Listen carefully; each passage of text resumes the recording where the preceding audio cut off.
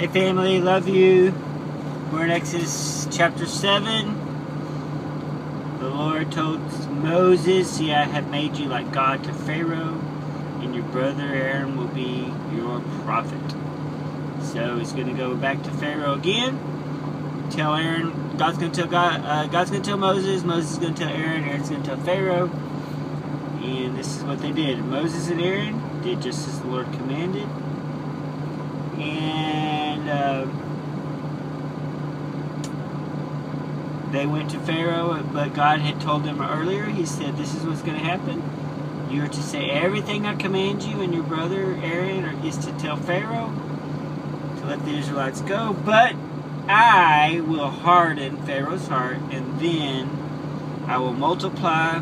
Though I multiply my miraculous signs and wonders in Egypt, he will not listen to you. Then I will lay my hand on Egypt and will, with a mighty axe of judgment, will bring you out, all my people, the Israelites. So God gave them the plan. He said, you're going to go talk to Pharaoh. God is going to harden his heart, and Pharaoh's not going to listen to you, and then I'm going to make lots of miracles happen, and then after all that, you're going to get let go. So life is like this a lot of times. We will experience hardships.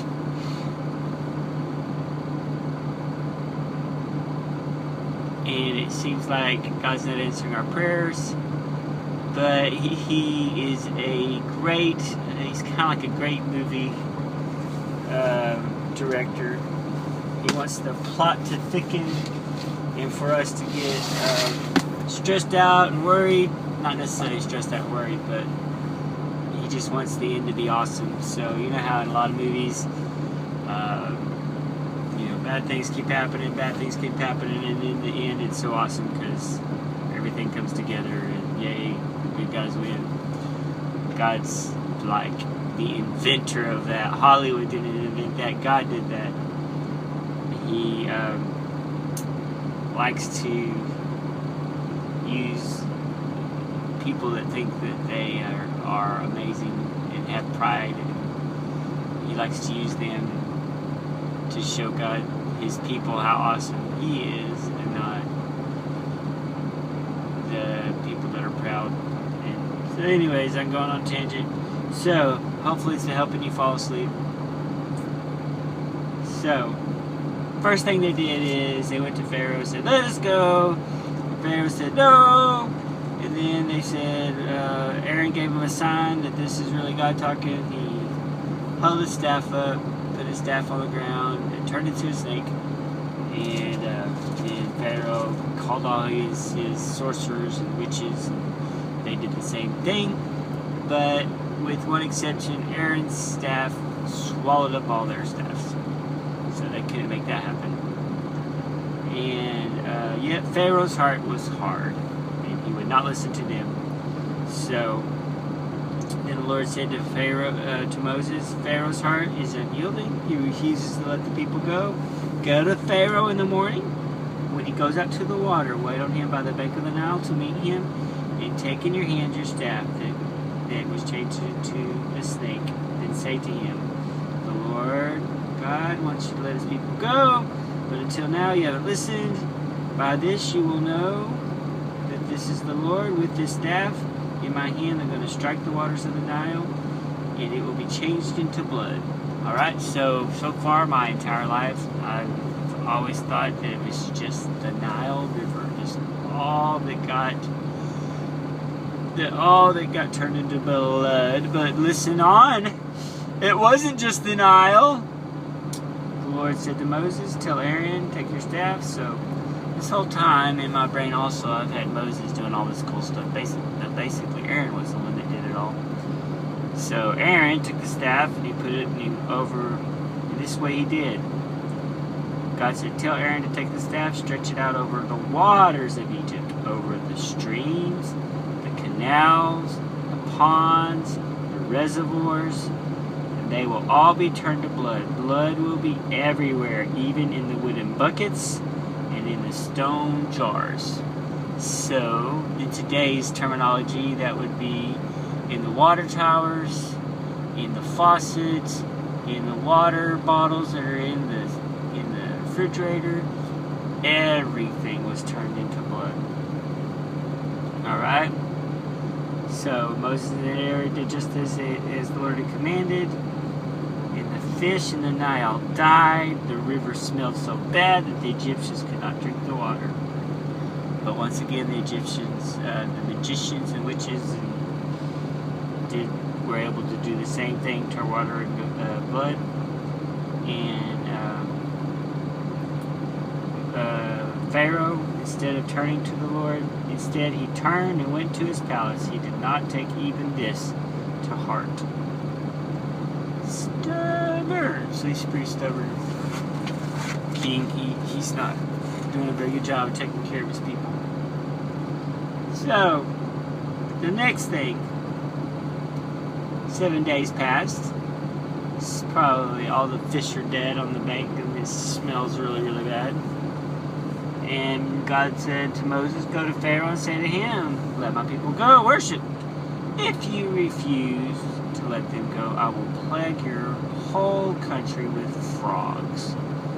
The Nile will teem with frogs. They will come up into your palace, into your bedroom, onto your bed, into your houses of your officials, and on your people, in your ovens, your kneading troughs.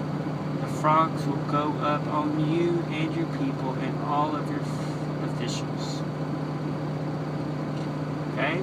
Sounds pretty bad, doesn't it? So, Aaron stretched out his hand over the waters of Egypt, and the frogs came up and covered the land. The magicians were able to do the same thing.